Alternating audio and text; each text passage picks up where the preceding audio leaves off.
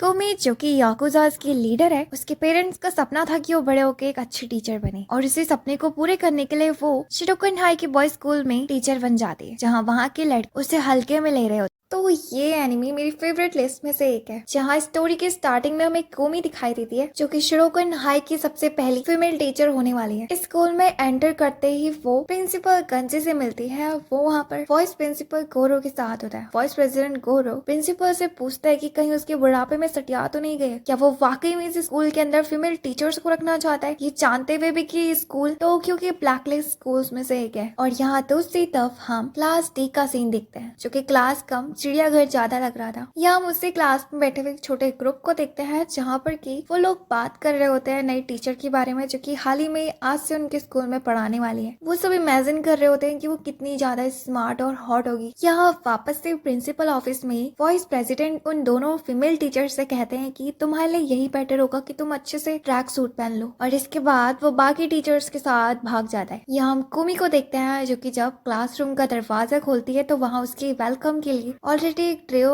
दरवाजे के सामने लेटा हुआ था कैमरे पकड़ के, और वो उसकी तस्वीरें ले रहे थे। यहाँ कुमी को देखकर वो लोग काफी ज्यादा शॉक होते हैं, क्योंकि कुमी उनके एक्सपेक्टेशन से काफी ज्यादा अलग थी। वो ट्रियो उस जगह में बात करने लगते हैं कि हमने तो सोचा था कि वो चलती फिरती कोकेन होगी, लेकिन ये तो टिन का डब्बा है। और यहाँ उसके आते ही पूरी क्लास नेगेटिवली बिहेव करने लगती है और उसके एक भी बातों को नहीं सुनती। उस जगह में अपनी इतनी बेइज्जती सुनकर कुमी उस जगह में अपने गुस्से को कंट्रोल कर रही होती है। हम देखते हैं कि वो स्टूडेंट्स उसे परेशान करने की कोशिश कर रहे होते हैं, लेकिन पीछे बैठा हुआ क्लास का लीडर जिसका नाम शिन होता है, उसके ऑर्डर पर वो सबके सब चुपचाप बैठ जाते हैं अपनी अपनी जगह में। यहाँ कुमी जो कि उस जगह में नॉर्मल बिहेव करने की कोशिश करती है और एक नई टीचर की तरह अपने आप को इंट्रोड्यूस करने लगती है, लेकिन किसी को भी उससे कोई मतलब नहीं था।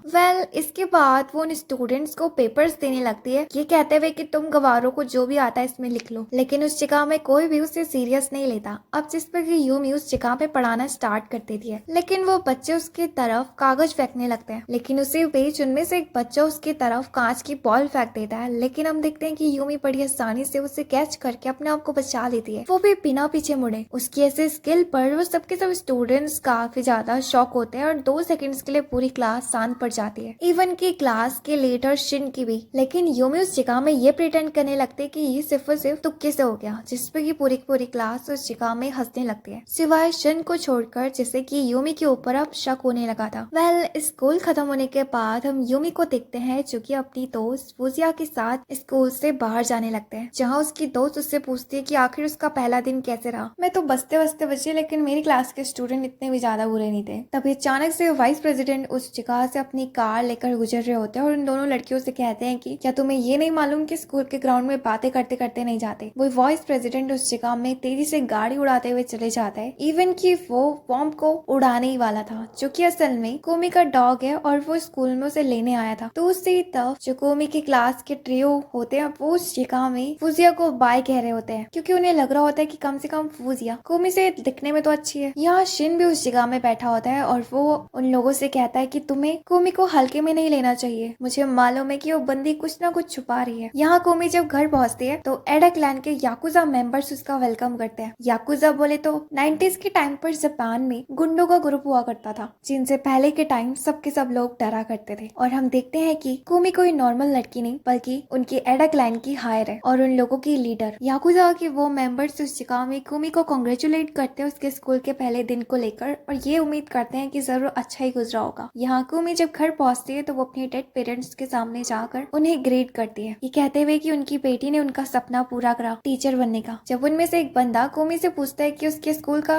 पहला दिन कैसे गुजरा, तो कोमी बताती है कि इतना कुछ खास भी नहीं था और बच्चों ने उसे टिन का डब्बा बोला। इस बात को सुनकर वो बंदा उस जगह में काफी ज्यादा गुस्सा हो जाता है और अपनी चाकू को बाहर निकाल देता है, ये कहते हुए कि उनकी हिम्मत कैसे हुई हमारे याकुजा ग्रुप के लीडर की बेइज्जती करते हुए, क्या आपने उन्हें मुंह तोड़ जवाब नहीं दिया। कोमी उस जगह में से शांत रहने के लिए कहती है, क्योंकि अगर वो ऐसा करती तो उसे पहले ही दिन स्कूल से बाहर निकाल दिया जाता। तभी उस जगह में हम देखते हैं कि कोमी के ग्रैंडफादर भी आ जाते हैं और वो कहते हैं कि मैं अपनी पोती के ऊपर यकीन करता हूँ, उसने जो भी करा होगा सही करा होगा। कोमी भी उस जगह में उनसे कहती है कि हाँ, मैं भले ही टीचर बन गई, इसका मतलब ये नहीं कि मैं अपनी फैमिली के याकुजा होने की जिम्मेदारी भूल जाऊँ। मैं दोनों को एक साथ संभाल सकती हूँ। उसकी ऐसी बातों को सुनकर उसके ग्रैंडफादर अपनी पोती को इमेजिन करने लगते हैं उनकी फैमिली की इकलौती याकुजा हायर। वेल फाइनली उसके दादाजी का अलविदा कहने का टाइम आ चुका था और जब वो उस जगह से जा रहा होता तो उनके साथ जो कंपनी देने के लिए एक हैंडसम बंदा आया होता है, उसका नाम शिरो होता है, जो कि जाने से पहले कोमी को गुड लक कहता है। हम कोमी के एक्सप्रेशंस को देखकर समझ सकते हैं कि आखिर उसे वो बंदा कितना पसंद आया। और उन लोगों के उस जगह से जाने के बाद जब कोमी पीछे मुड़ती है तो उस जगह में उसके बंदे उसे चिढ़ाने की कोशिश कर रहे होते हैं कि कैसे वो शीनो को देखकर ब्लश कर रही थी, यानी कि उनके लीडर के दिल में भी लड्डू फूटा। उनकी ऐसी हरकतों पर क्यूमी को काफी ज्यादा गुस्सा आती है और उन्हें अच्छे से धो देती है। अगले दिन क्यूमी स्कूल में वापस से जब क्लास की तरफ बढ़ रही होती है तो उसे रास्ते में क्यूरो दिखाई देता है, जिससे कि दो बंदे उस जगह में धमकी देते हुए चले जाते हैं, ये कहते हुए कि वो स्कूल खत्म होने के बाद उसे स्कूल के जिम के पास मिले। कोमी उस जगह में पहुंचकर जब क्यूरो से उससे ये बात पूछती है तो क्यूरो उस जगह में बात छुपाते हुए भाग जाता है, ये कहते हुए कि ये तुम्हारे काम की चीज नहीं। वेल फाइनली जब कोमी क्लास में पहुंचती है तो वो देखती है कि आज स्टूडेंट्स ने उसे कुछ नया नाम दिया है, लेकिन उसे वो नाम पसंद आता है। वेल जब वो टीचर स्टाफ रूम में बैठी होती है बाकी टीचर्स के साथ, तो उस जगह में फूजिया नोटिस करती है कि उसके स्टूडेंट के चेहरे पर काफी सारे निशान है और जब वो उससे पूछने की कोशिश करती है तो वो स्टूडेंट भी उस जगह में बात छुपा रहा होता है। तो वो सबके सब टीचर्स आपस में बातें करने लगते हैं कि आखिर इन स्टूडेंट्स को कौन बुली कर रहा है, वो भी उनके रहते हुए। तो उनमें से एक टीचर कहता है कि तुम कुछ नहीं कर सकती, मुझे लगता है इन सबके पीछे इस स्कूल के पास जो स्टूडेंट का हाथ है, यानी कि बीजल का। वो इस जगह से चले तो गया लेकिन अभी भी वो अपने आप को यहाँ का दादा समझता है। कोमी उस जगह में जब बीजल के नाम को सुनती है तो उसे याद आता है कि ये तो वही नाम है जिस बंदे ने क्यूरो को भी धमकी दी थी। तो उसे लगता है कि शायद क्यूरो की जान खतरे में है और वो उस जगह से निकल पड़ते हैं क्यूरो को बचाने के लिए। यहाँ दूसरी तरफ हम स्कूल के जिम के बाहर उन स्टूडेंट्स को देखते हैं जो कि क्यूरो को कूट रहे होते हैं कुत्ते की तरह। वहाँ पर बीजल भी होता है जो कि उनसे कहता है कि जब से मैं गया हूँ मुझे लगता है कि इस स्कूल के जूनियर्स कुछ ज्यादा ही हवा में उड़ रहे हैं। लगता है वो भूल गए कि मैं इस जगह में कभी सबसे बड़ा गुंडा हुआ करता था। वो उस जगह में क्यूरो को टॉर्चर करने की कोशिश करता है, लेकिन तभी उसी जगह में उनकी नजर कोमी के ऊपर जाती है जो कि कुछ बॉल्स को ले जा रही होती है और वो एक्सीडेंटली या फिर जानबूझ के उनके सामने गिर जाती है। क्यूरो उस जगह में कोमी को भागने के लिए कहता है, लेकिन तभी बीजल कोमी को पकड़ लेता है और जब क्यूरो उसे बचाने की कोशिश करता है तो बीजल का एक बंदा आकर उसके सर पे मारकर उसे बेहोश कर देता है। मीनवाइल जब दूसरी तरफ शिन को इस बारे में मालूम पड़ता है कि क्यूरो यानी कि उसके साथी के ऊपर बीजल अटैक कर रहा है तो बिना देरी न करते हुए स्कूल की तरफ भागने लगता है। यहाँ दूसरी तरफ हम कोमी को देखते हैं जिन्होंने की बीजल और उसके बंदों का चटनी बना चुका था, क्योंकि ऑफ कोर्स वो थी तो याकुजा की मेंबर से। अब जैसा कि क्यूरो उस जगह में बेहोशी के हालत में था तो उस जगह में उसकी पावर्स के बारे में किसी को भी मालूम नहीं पड़ पाएगा, क्योंकि जिन बंदों को उसने पीटा है वो तो खुद भी मुंह खोलने के लायक नहीं बचे। कुछ देर बाद शिन जब अपने बाकी दोस्तों के साथ उस जगह में पहुंचता है तो वो क्यूरो को जिम के बाहर दिखता है बेहोशी की हालत। क्यूरो को उस जगह में जब होश आता है तो उठते ही सबसे पहले कोमी के बारे में पूछने लगता है, कहीं उसकी वजह से बीजल ने उसे हर्ट तो नहीं कर दिया। अब जब वो लोग उस जगह में आसपास दिखते हैं तो उन्हें बीजल और उसके साथ ही साइड में पड़े हुए दिखते हैं और उनकी हालत बहुत ही ज्यादा खराब थी। शिन को उस जगह में यकीन हो जाता है कि ये सब कुछ जरूर क्यूमी का ही काम होगा, लेकिन उसके क्लासमेट्स उसकी बातों पर यकीन करने के लिए साफ इनकार करते थे। तभी उस जगह में बॉम्ब पे आ जाता है और उन लड़कों को लगता है कि ये काम जरूर इस कुत्ते का होगा, लेकिन शिन अभी भी इस बात के लिए एग्री नहीं था। यहाँ दूसरी तरफ घर में हम कोमी को देखते हैं जो कि अपने याकुजा के मेंबर्स को ट्रेनिंग पे लगा देती है और हम देखते हैं कि उसकी ट्रेनिंग भी कितनी ज्यादा हार्ड है। उसकी ट्रेनिंग में थोड़ी सी भी मर्जी नहीं है उन लोगों के लिए और इस दुख भरी कहानी को उसका डॉग हमें बता रहा होता है। वेल अगले दिन स्कूल में हम शिन और उन बाकी लड़कों को देखते हैं जो कि कल के इंसिडेंट के बारे में याद कर रहे होते हैं और वो शिन को समझाने की कोशिश करते हैं कि यूमी कोई भी पावरफुल लड़की नहीं बल्कि वो तो एक डम टीचर है। हम कह रहे हैं ना ये सब कुछ जरूर उस कुत्ते का काम होगा, लेकिन शिन उस बात पर यकीन करने के लिए बिल्कुल भी तैयार नहीं था, क्योंकि उन लोगों के ऊपर कल कोई भी काटने के निशान तो मौजूद ही नहीं थे। तभी अचानक से क्लास में दो लड़के आपस में लड़ने लगते हैं, जिसे देखते हुए क्लास के स्टूडेंट्स यूमी को बुलाने के लिए भागने लगते हैं, लेकिन यूमी तो वहीं पर ही बैठकर फाइट को एंजॉय कर रही थी। जिनमें से एक बंदा शिनोमुरा को उस जगह में गिरा देता है। शिनोमुरा गुस्से में आकर अपनी जेब से एक चाकू निकाल देता है, लेकिन इससे पहले इकुमी उस फाइट को रोक देती है। शिनोमुरा का हाथ इतने जोर से दबाती है जिससे कि उसके हाथ से वो नाइफ खुद ही छूट जाता है और यहाँ इस चीज को भी शिन नोटिस कर रहा होता है। जब कोमी क्लास में पढ़ा रही होती है तो उसी वक्त शिन वहाँ पे क्यूरो से कहता है कि तुम जाओ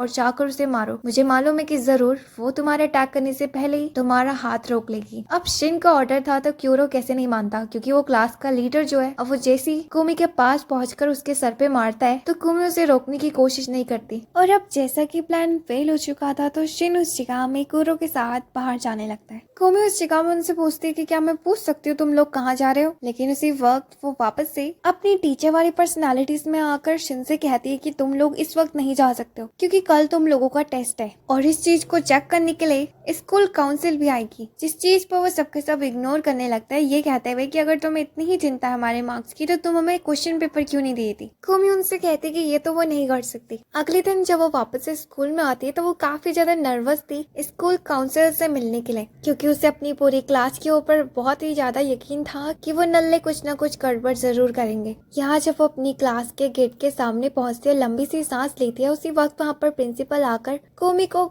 मोटिवेट करते हैं कि वो कर लेगी। और जब वो फाइनली क्लासरूम का दरवाजा खोलती है तो वो काफी ज्यादा हैरान होती है क्योंकि क्लास में कोई भी स्टूडेंट्स मौजूद नहीं था। जिसके बाद वो उस प्रिंसिपल को खींचती है और उससे पूछती है कि क्या उसे 10 मिनट और मिल सकता है। तब तक वो स्टूडेंट काउंसिल के लोगों को भटका के रखे। यहाँ हम वाइस प्रेसिडेंट को देखते हैं जो कि फोन में एक बंदे से बात कर रहा होता है और कहता है कि आपका काम हो जाएगा, ये स्कूल कभी भी अपनी ब्लैक लिस्ट से बाहर नहीं निकल पाएगी, मेरे रहते हुए तो बिल्कुल नहीं। यहाँ हम कोमी को देखते हैं जैसे कि फाइनली अपनी पूरी की पूरी क्लास मिल जाती है, जो कि असल में छत में मौज कर रहे होता है, वो भी शिन के ऑर्डर पे। कोमी उन सबको ऑर्डर देती है कि चुपचाप अभी 2 सेकंड के अंदर अंदर क्लासरूम में पहुंचो, लेकिन उनमें से कोई भी नहीं हिलता। तो इसके बाद कोमी शिन के पास आ जाती है और उससे कहती है कि उसे क्या चाहिए। शिन उससे कहता है कि हम तुम्हारी बात मानने के लिए एग्री हो जाएंगे अगर तुम मेरे साथ ड्यूल करने के लिए तैयार हो जाओगी तो। अब जैसा कि क्यूमी के पास थोड़ा सा भी टाइम नहीं था तो वो इस जगह में शिन के साथ एग्री हो जाती है 1 वर्सेस 1 मैच करने के लिए, वो भी स्कूल के बाद रिवर साइड के किनारे। यहाँ हम वाइस प्रेसिडेंट को देखते हैं जो कि क्लास डी में सारे स्टूडेंट काउंसिल्स के टीचर्स को लेकर पहुंच जाता है और जैसे ही वो बड़े खुशी होकर दरवाजा खोलता है तो उसकी आंखें खुली की खुली रह जाती है क्योंकि क्लास में सब बच्चे अच्छे से पढ़ाई कर रहे थे, जिस पर कि वाइस प्रेसिडेंट का सपना टूट जाता है। और यहाँ प्रिंसिपल काफी ज्यादा खुश हो रहा होता है और क्यूमी को शाबाशी देता है। इन सब चीज के बाद हम देखते हैं कि क्यूमी काफी ज्यादा थक जाती है और अब स्टाफ रूम में बैठकर शिन के बारे में सोचने लगती है। उसने शिन को ड्यूल के लिए चैलेंज तो कर लिया, लेकिन आखिर वो उसे किस तरीके से हराए। उसे एक टीचर के जरिए मालूम पड़ता है कि शिन बड़ा ही शांत लड़का है, लेकिन हाँ वो पूरी क्लास को कंट्रोल करता है। इवन कितना गुंडागर्दी करने के बावजूद भी उसके मार्क्स बहुत ही ज्यादा अच्छे हैं। और यहाँ वो कोमी को एक और बात बताता है कि जब वो जूनियर हाई स्कूल में था तो उसने एक टीचर को पंच मार दिया था और तब से टीचर्स की भी उससे फटती है। कोमी बहुत ज्यादा हैरान होती है कि आखिर कोई टीचर को कैसे मार सकता है। वेल तो उसी तरफ हम शिन को देखते हैं जो कि नदी के किनारे कोमी का वेट कर रहा होता है और यहाँ उसके दोस्त जो कि फाइट देखने के लिए काफी ज्यादा एक्साइटेड थे, लेकिन उन्हें समझ में नहीं आता कि आखिर शिन उसने क्लास टीचर के साथ क्यों लड़ना चाहता है जो कि उसके लेवल की भी नहीं है। तभी वो दोस्त आपस में बातें करने लगते हैं कि तुम्हें याद है वो दिन जिस दिन शिन ने अपने दोस्त के लिए टीचर को मारा था, क्योंकि वो टीचर उस स्टूडेंट की पूरी क्लास के सामने बेइज्जती करा था जबकि उसने तो कोई चोरी कर ही नहीं थी। अब इस स्टोरी को सुनकर कोमी उस जगह में काफी ज्यादा शॉक होती है और कहती है कि वाकई में शिन अच्छा बच्चा है। उसे अचानक से अपने बगल में बैठा हुआ देखकर उन तीनों के तीनों दोस्तों की फट जाती है।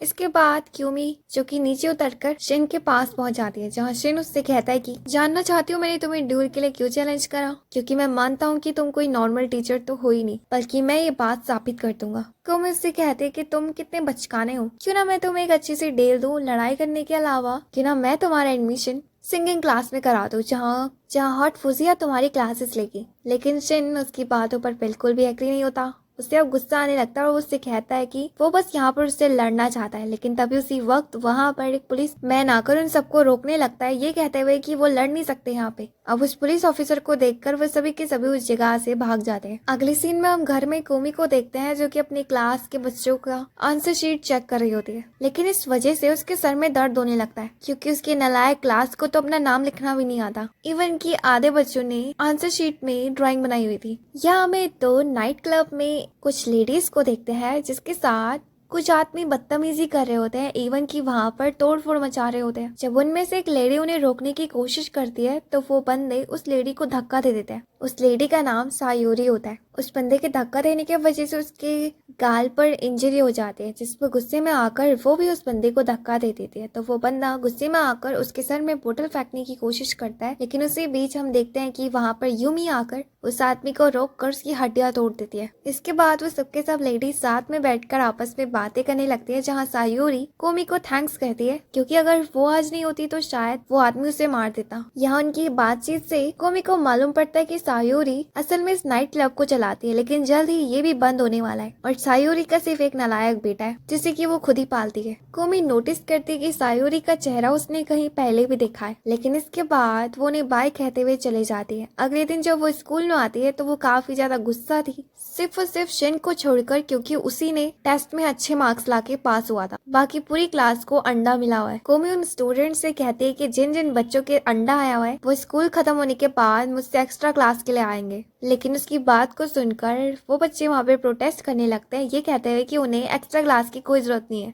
खास करके तो यूजी, जो कि उससे कहता है कि आखिर मुझे समझ में नहीं आ रहा, क्या वाकई में एक लेबर की जॉब ढूंढने के लिए भी मुझे मैथ सीखना जरूरी है। जिस पर कोमी उससे कहते कि तुम्हें लगता है तुम बिना मैथ के घर बना लोगे, जबकि तुम्हें तो एक ढंग से सर्कल बनाना भी नहीं आता। तो गुस्से में आकर यूजी उस जगह में उससे कहता है कि ठीक है, अगर मैं कुछ नहीं बन पाया तो मैं गैंगस्टर बन जाऊंगा। उसकी बातों पर कोमी को काफी ज्यादा गुस्सा आती है और वो उससे कहती है कि तुम्हें लगता है गैंगस्टर भी तुम जैसे बंदे को एक्सेप्ट करेंगे जो कि अपने पेपर में दूसरे का नाम लिख दिया था। और वो उस जगह में गुस्से में आकर उसे धमकाने लगती है कि आखिर उसे गैंगस्टर का असली मतलब पता ही क्या है। कोमी के ऐसे रूप को देखकर पूरी की पूरी क्लास की उस जगह में फट जाती है और जब ये बात उसे मालूम पड़ती है तो वापस से वो अपनी नॉर्मल वाले सेल्फ में आ जाती है और वहाँ पर नॉर्मली बिहेव करने लगती है और वहाँ से चले जाती है। यहाँ हम शिन और उसके दोस्तों को देखते हैं जो कि अपने रिजल्ट में एक्स्ट्रा मार्क्स जोड़ देते हैं आगे। इसका मतलब कि अब वो लोग पास है और उन्हें एक्स्ट्रा क्लास लेने की कोई भी जरूरत नहीं है। यहाँ स्टाफ रूम में कोमी जब अपनी एक्स्ट्रा क्लास के आइडिया के बारे में बाकी टीचर्स को बताती है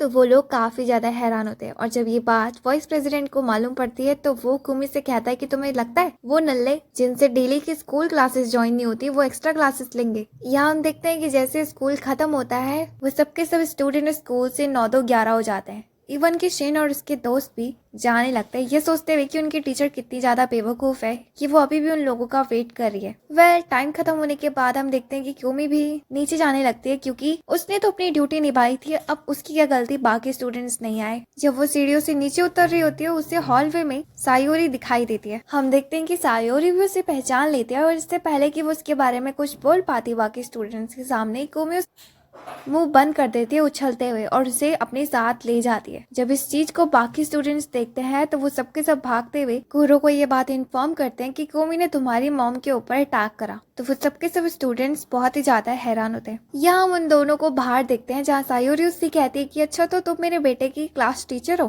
तो कोमी उस जगह में हाँ में जवाब देती है और कहती है कि हाँ मैं तब से सोच रही थी कि तुम्हारी शक्ल जरूर किसी ना किसी से मिलती है। और जब वो लोग आपस में बातें कर रहे होते हैं तभी वहाँ पर कुरो शिन के साथ और अपने बाकी दोस्तों के साथ वहाँ पर आ जाता है और क्यूमी के ऊपर गुस्सा करने लगता है कि आखिर उसकी हिम्मत कैसे हुई उसकी मॉम को हर्ट करने की। यानी कि उन लोगों को वहाँ पर गलत फहमी हो गई थी। सायोरी अपने बेटे कुरो को पीटती है ये कहते हुए कि तुम्हारी हिम्मत कैसे अपनी क्लास टीचर से बात करने की, तुम जानते भी हो कुमी कितनी ज्यादा अच्छी लड़की है, इवन कि उसने तुम्हारी मॉम की यानी कि मेरी जान बचाई थी। और वो उसे बताने लगती है कि कैसे उस रात एक आदमी उसे मारने ही वाला था। कुरो को इस बात पर बिल्कुल भी यकीन नहीं हो रहा होता है कि कुमी ऐसा कर सकती है, लेकिन शिन को मालूम था उसने जरूर करा होगा। अगले दिन वापस से स्कूल खत्म होने के बाद हम देखते हैं कि कोमी वेट कर रही होती है अपने स्टूडेंट्स का एक्स्ट्रा क्लास में बैठकर। तभी उसी वक्त वहाँ पर शिन पहुंच जाता है जिसे देखकर कोमी काफी ज्यादा शॉक होती है क्योंकि उसने उम्मीद नहीं करी थी कि वो यानी कि शिन इस जगह में आएगा। शिन उससे कहता है कि उसके एक्स्ट्रा क्लास कौन पढ़ना चाहता है, मैं यहाँ कोई एक्स्ट्रा क्लास लेने नहीं आया हूँ, बस तुम्हें बताने आया हूँ कि कोई भी पढ़ने नहीं आ रहा, तो तुम फालतू में यहाँ बैठ के इंतजार क्यों कर रही हो। कोमी कहती है कि मेरी ड्यूटी बस इतनी है मैं अपने स्टूडेंट्स का इंतजार करूँ, अब वो उन पे डिपेंड करता है कि वो आ रहे हैं या फिर नहीं। अगले दिन हम देखते हैं कि कोमी की एक्स्ट्रा क्लास को कोई ज्वाइन करने नहीं आता सिवाय कुरो के अलावा, जिसे देखकर ऐसा लग रहा था कि उसे काफी ज्यादा कूटा गया है। उसके क्लास के लड़के बहुत ही ज्यादा शॉक होते हैं, इवन कि उसके दोस्त भी उससे पूछते हैं कि क्या तुम वाकई में एक्स्ट्रा क्लास लेना चाहते हो। कुरो कहता है कि बिल्कुल नहीं, वो तो मेरी मॉम ने मुझे काफी ज्यादा कूटा है क्योंकि वो चाहती है कि मैं कोमी की एक्स्ट्रा क्लास ज्वाइन करूं। जिस पर कि उसके दोस्त हंसने लगते हैं और कहते हैं कि तुम अपनी मॉम से डरते हो। कुरो कहता है कि डरने की बात नहीं है, लेकिन मैं ये सब कुछ कोमी के लिए कर रहा हूँ, उसने मेरी मॉम की जान बचाई थी और मेरी मॉम चाहती है तो आखिर मैं उनकी बात को कैसे टाल सकता हूँ। अब उसकी ऐसी बातों को सुनकर कुरो के दोस्त उस जगह में उससे कहते हैं कि तुम्हें अकेले जाने की जरूरत नहीं है, हम भी तुम्हारे साथ एक्स्ट्रा क्लास को ज्वाइन करेंगे। लेकिन वहाँ पर शिन इस बात के लिए बिल्कुल भी एग्री नहीं था, इसलिए वो ट्रियो एक्स्ट्रा क्लास में पहुंच जाते हैं और कोमी ये देखकर काफी ज्यादा शॉक होती है। कुमी जब पढ़ाने के बाद वापस से उन लोगों का टेस्ट लेती है तो इस बार उन्होंने वापस से आंसर शीट में पकोड़े बनाए हुए थे। अब हम एक रात का सीन देखते हैं जब हम कोमी के एक बंदे को देखते हैं। वो जब पेट्रोलिंग के लिए बाहर निकला होता है, उसका नाम मिनोरा होता है और वो कोमी के डॉग के साथ होता है। उसी वक्त उसके सामने एक पुलिस ऑफिसर आकर खड़ा हो जाता है। यहाँ घर में जब ये बात कोमी को मालूम पड़ती है कि उसके बंदों को पुलिस ऑफिसर ने कस्टडी में ले लिया है तो वो काफी ज्यादा शॉक होती है और वो अपने बंदों को छुड़ाने के लिए चले जाती है। लेकिन वो रास्ते में देखते कि मिनोरा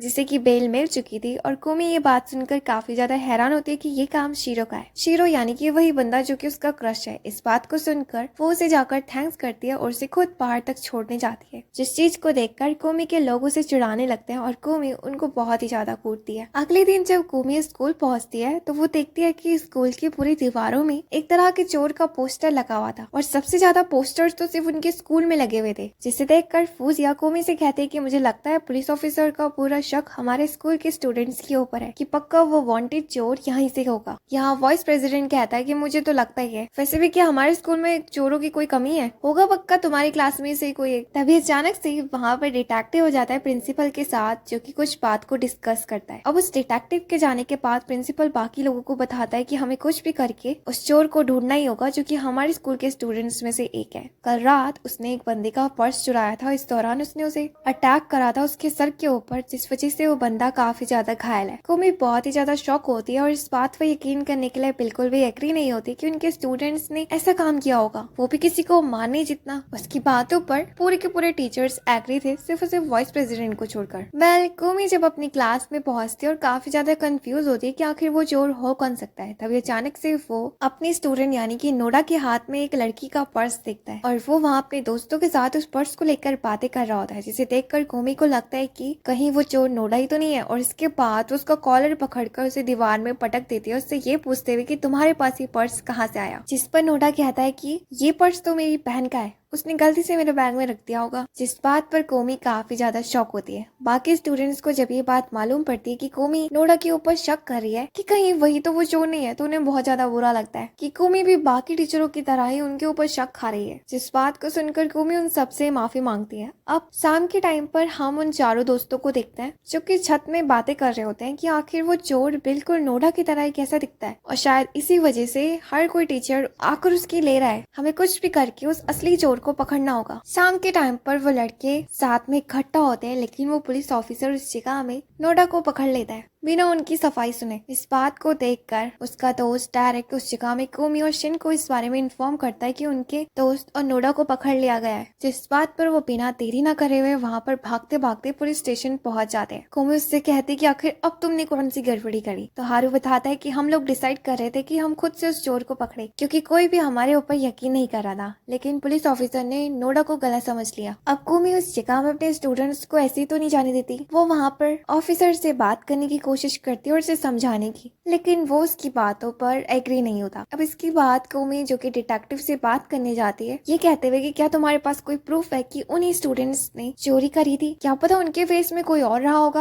और अब जैसा कि वाकई में डिटेक्टिव के पास कोई भी प्रूफ नहीं था, तो कोमी उस जगह जीत जाती है और नोडा और उसके दोस्त को छोड़ दिया जाता है। अब स्टेशन के बाहर जब वो लोग बात कर रहे होते हैं कि तभी वहाँ पर वाइस प्रेसिडेंट भी भागते भागते पहुंच जाता है और उनके ऊपर गुस्सा करने लगता है, ये कहते हुए कि तुम्हारी वजह से हमारे स्कूल की इमेज खराब हो गई। चलो ये तो है ही कमीने, पर तुम तो टीचर हो, तुम्हें तो समझाना चाहिए था। कोमी उस जगह में कहती है कि मैं टीचर हूँ, इसीलिए मैं सही और गलत की पहचान कर सकती हूँ, और इस वक्त मेरे स्टूडेंट्स गलत नहीं है, तो आखिर मैं उनका साथ क्यों नहीं दूं। और दूसरी बात स्कूल की इमेज की, तो वो ऑलरेडी खराब है, और अगर तुम चाहते हो कि और भी खराब ना हो तो तुम अपना मुंह बंद करना। लेकिन वो वाइस प्रेसिडेंट कोमी से कहता है कि ऐसा तो हो ही नहीं सकता, अब हमारे स्कूल की इमेज तभी बनेगी जब मैं इन सारे गुंडों को सस्पेंड कर दूंगा। इस बात पर कोमी उससे कहती है कि क्या तुम्हारे पास कोई प्रूफ है? नहीं ना, बट मैं प्रूफ दे सकती हूँ, मैं ये बात साबित कर लूंगी कि उसके स्टूडेंट्स ने कुछ भी नहीं करा। अब उसकी ऐसी बातों को सुनकर वाइस प्रेसिडेंट कुछ भी नहीं बोल पाता, बट वहाँ से चले जाता है गुस्से में। उसके जाने के बाद वो स्टूडेंट्स कोमी से कहते हैं कि वो क्या करना चाहती है। उसने बोल तो दिया, बट अब वो करेगी क्या? कोमी कहती है कि उसके पास एक प्लान है। और अब हम अगले सीन में उन सारे दोस्तों को देखते हैं जो कि आपस में डिस्कस डिस्कस कर रहे होते हैं कि कोमी किस प्लान के बारे में बात कर रही थी कि उसी वक्त उस जगह में कोमी भी पहुंच जाती है जिसने कि अपना फेस बदला हुआ था।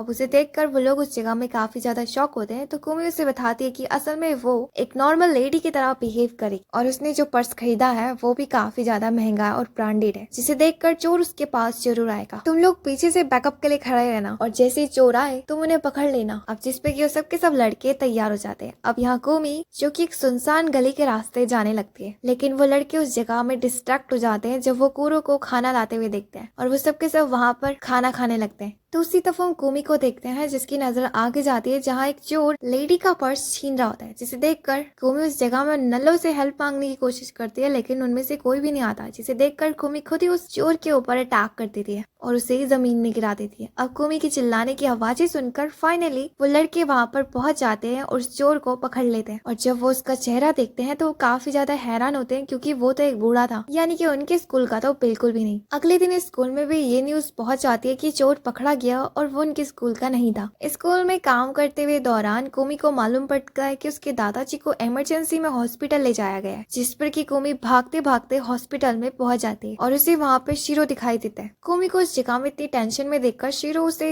समझाने की और दिलासा देता है कि उसके ग्रैंडफादर ठीक हो जाएंगे, उन्हें कुछ भी नहीं हुआ है। तभी उसी वक्त उसके दादाजी को होश भी आ जाता है। यहाँ वो अपनी पोती से कहता है और उन बाकी लोगों से कि मैं बिल्कुल ठीक हूँ, लेकिन इस वक्त सबसे बड़ा मुद्दा ये है कि हमारे क्लैन के ऊपर कोई प्लानिंग कर रहा है और मुझे लगता है कि हमारे प्लान के रिश्तों को दूसरे क्लैन के साथ किसी तरीके से तोड़ा जा रहा है, क्योंकि हमारे क्लैन के मेंबर्स के ऊपर अटैक किया गया था, वो भी ककीटा ग्रुप की तरफ से। शाम के टाइम पर हम मिनोरो और उसके दोस्त को देखते हैं जो कि अपने बॉस यानी कोमी के दादाजी की रिकवरी को लेकर उस जगह में पार्टी कर रहे होते हैं। जिस वक्त वो वहाँ पर काफी ज्यादा ड्रंक हो जाते हैं तभी उनके सामने बेजल आकर खड़ा हो जाता है और एक अजीब से स्माइल देता है। यहाँ स्कूल में हम शिन को देखते हैं जो कि कोमी को बेजल को लेकर बात करता है कि वो वापस आ गया, उसने एक दूसरे ग्रुप के साथ हाथ मिला लिया है। मुझे लगता है कि शायद वो बदले के लिए आया है और वो तुमसे बदला जरूर लेगा, इसलिए वो उस जगह में कोमी को अलर्ट कराता है। यहाँ घर में कोमी जब अपने बाकी लोगों से बातचीत करती है तो उन्हें मालूम पड़ता है कि उनके रिश्ते कोई ककीटा क्लैन के साथ खराब करना चाहता है और कहीं ऐसा तो नहीं कि हमारे ग्रुप में से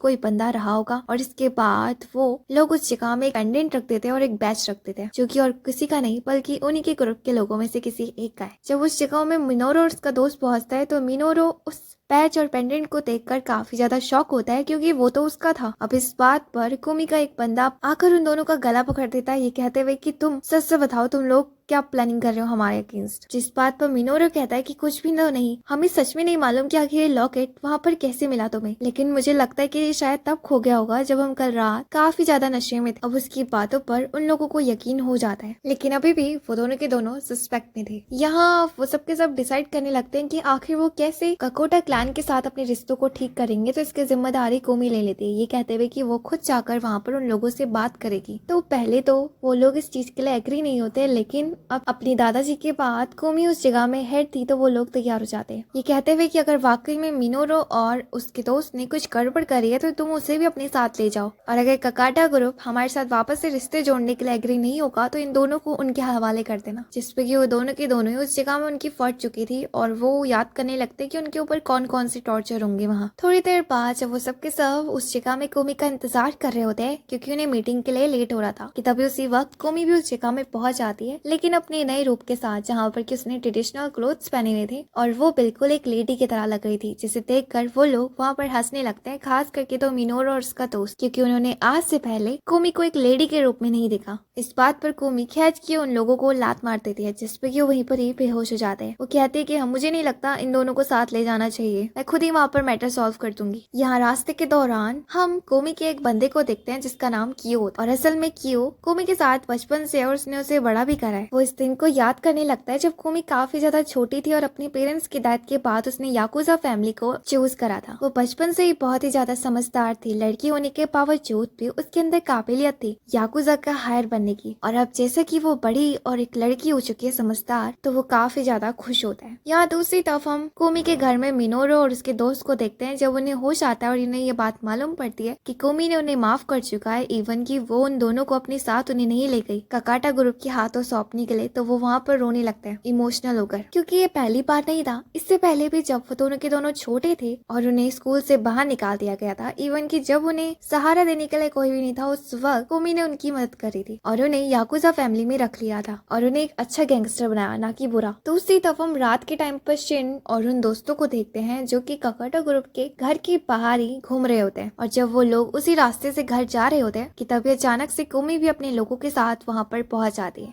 जिसे उस जगह में देखकर वो लोग नहीं पहचान पाते सिवाय शिन के, जो कि उसे घूर रहा था। इसके बाद कोमी उस जगह में बिना कुछ बोले अंदर चले जाती है अपनी मीटिंग के लिए। यहाँ बाहर वो दोस्त आपस में बात कर रहे होते हैं कि तुम्हें मालूम है ये लेडी याकुजास की लीडर है। यहाँ अंदर मीटिंग में हम देखते हैं जहाँ पे कि कोमी काकाटा क्लैन के साथ बातचीत करती है और अपने क्लैन के रिश्ते सुधारने की, जहाँ वो उन लोगों से माफी मांगती है कि उन्हें नहीं मालूम आखिर कौन उनके यहाँ के बंदे कहकर आपके बंदे के ऊपर अटैक करे। मुझे लगता है कि किसी तरीके की गलत फहमी है और कोई और चाहता है कि हमारे बीच के रिश्ते खराब हो जाए। और अगर वाकई में आप लोगों को लग रहा है कि हम में से किसी ने कोई भी गलती करी है तो उसके लिए मैं माफी मांगती हूँ। थोड़ी देर के साइलेंस के बाद हम देखते हैं कि उनका जो लीडर होता है उस जगह में हंसने लगता है और वो कहता है कि हमें मालूम है, और वैसे भी ककाटा क्लैन के जो रिश्ते हैं तुम्हारे क्लैन के साथ वो तो सदियों से हैं, आखिर एक छोटी सी गलती की वजह से ये रिश्ते कैसे टूट सकते हैं। वो उस जगह में कोमी की भी तारीफ करते हैं। अब कुछ देर बाद हम देखते हैं कि कोमी मीटिंग खत्म होने के बाद जब वहाँ से बाहर वापस आ रही होती है, कि वो जो होता है वो कोमी को बताता है कि असल में वो गुंडे जिन्होंने की अटैक करा था,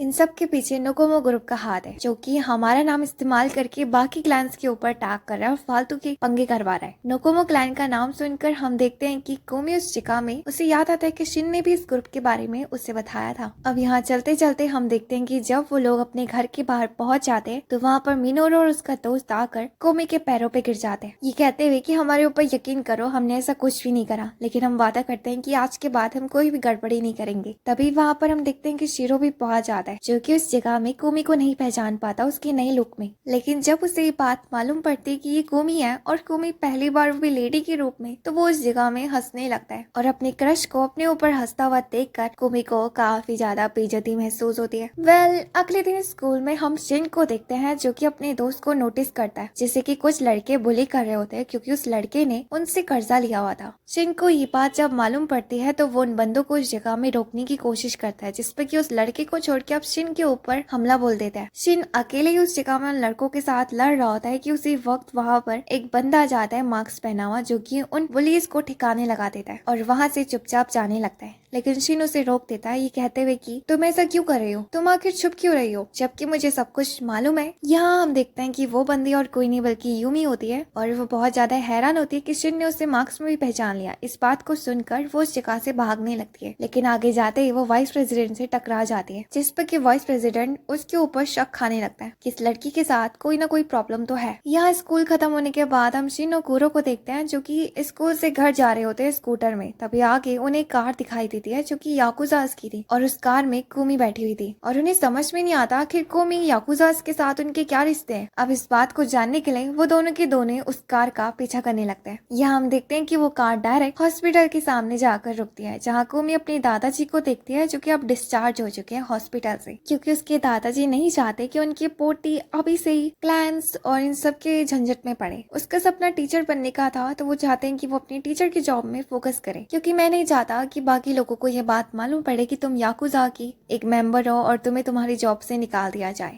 हम रात के टाइम पर देखते हैं कि कोमी और उसके लोग डायरेक्ट घर के सामने आकर रुकते हैं और यहाँ दूसरी तरफ जाके कुरो और शिन उसका पीछा कर रहे थे, वो भी उस घर के बाहर आकर रुक जाते हैं और वो भी कोमी के घर के अंदर जाने लगते हैं इन्वेस्टिगेशन करने के लिए। कुरो शिन को रोकने की कोशिश करता है, लेकिन शिन रुकने का नाम ही नहीं लेता। यहाँ दूसरी तरफ हम देखते हैं कि जो कोमी का डॉग होता है वो बाहर घूम रहा होता है और वो उन दोनों को उस जगह में पकड़ लेता है और वहाँ पर भौंकने लगता है। तभी उस जगह में एक बंदा आकर उन दोनों को पकड़ लेता है और अंदर ले आता है बाकी लोगों के पास, जहाँ वो बाकी मेंबर्स उनके ऊपर स्पाइस के रूप से शक खाने लगता है। तो जिस पर कुरो सफाई देने की कोशिश करता है, लेकिन वो उसकी बात नहीं सुनते। कोमी को जब ये बात मालूम पड़ती है तो वो उस जगह में उन लोगों के सामने आ जाती है और अपने लोगों से कहती है कि बंद करो, वो मेरे स्टूडेंट्स हैं। अब यहाँ पर इससे पहले कि वो लोग कुछ बोलकर और पुल पट्टी खोलते हैं हम देखते हैं कि क्यों उस जगह में पहुंच जाता है और वो कुमी की असलियत उस जगह में खोलने से रोक देता है और वहाँ पर कुमी को पकड़कर नकली उंगली का मारने लगता है, ये कहते हुए कि हमने उसे इसलिए पकड़ा है क्योंकि उसने हमारे यहाँ से काफी ज्यादा कर्जा लिया है। जिस बात को सुनकर कुरो उस जगह में रोने लगता है, ये कहते हुए कि प्लीज उसे मत मारो। इस बात पर कियो कुमी को छोड़ देता है, ये कहते हुए कि जल्दी निकलो इस जगह से। बाहर जाने के बाद कुरो कुमी से पूछता है कि तुम्हें ऐसे याकुजा मेंबर्स से कर्जा लेने की क्या जरूरत थी। यानी कि कुरो को उस जगह में यकीन हो चुका था कि कुमी के रिश्ते याकुजा के साथ नहीं है, बल्कि वो सिर्फ उस जगह में कर्जे की वजह से आई थी। लेकिन उसकी जाल शिन के ऊपर नहीं चल पाती क्योंकि उसे तो पहले से ही मालूम था और इवन कि उसने उस दिन उसे मीटिंग के बाहर भी पहचान लिया था। अगले दिन हम स्कूल में कुमी को देखते हैं जो कि शिन से मिलती है। शिन उस जगह में कुमी से कहता है कि मैं वादा करता हूँ मैं तुम्हारी आइडेंटिटी को किसी भी स्टूडेंट के सामने नहीं आने दूंगा कि तुम याकुजास की हायर हो, लेकिन सिर्फ एक ही शर्त में, जबकि तुम मुझे बता दोगी कि तुम टीचर क्यों बनना चाहती हो। कुमी उससे कहती है कि वैसे तो उसके दो मकसद है। पहला मकसद कि उसके बचपन से पेरेंट्स का सपना था और दूसरा ये कि वो इन गुंडों लड़कों को असली रास्ते पर ले जाए। इस बात पर शिन एग्री हो जाता है, उस जगह से चले जाता है, ये कहते हुए कि तुम्हारा सीक्रेट मेरे साथ सीक्रेट ही रहेगा। और वो उससे ये भी कहता है कि वैसे भी तुम्हारे बिना ये स्कूल बोरिंग है